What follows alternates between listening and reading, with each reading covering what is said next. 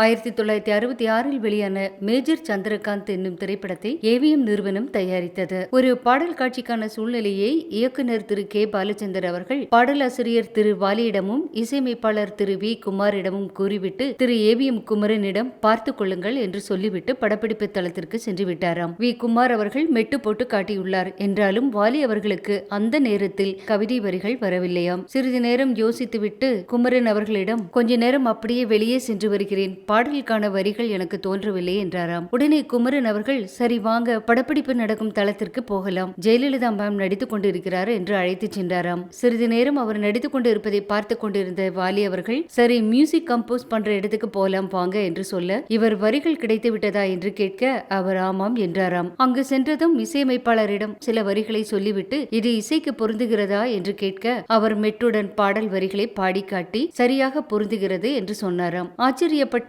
திரு AVM Kumaran அவர்கள் எப்படி அங்கு போய் வந்ததும் வரிகள் கிடைத்தது என்று கேட்க அதற்கு வாலி அவர்கள் ஜெயலலிதா பள்ளிக்கு சீருடை அணிந்து செல்வதை பார்த்திருக்கிறேன், இன்று இப்படி வளர்ந்து கதாநாயகியாக நடிப்பதை பார்த்தபோது இந்த வரிகள் கிடைத்தது என்று சொன்னாராம். இந்த பாடல் பற்றிய தகவல்களை திரு ஏவிஎம் குமரன் அவர்கள் ஒரு நேர்காணலில் பகிர்ந்திருந்தார். நேற்று நீ சின்ன பப்பா, இன்று நீ அப்பப்பா.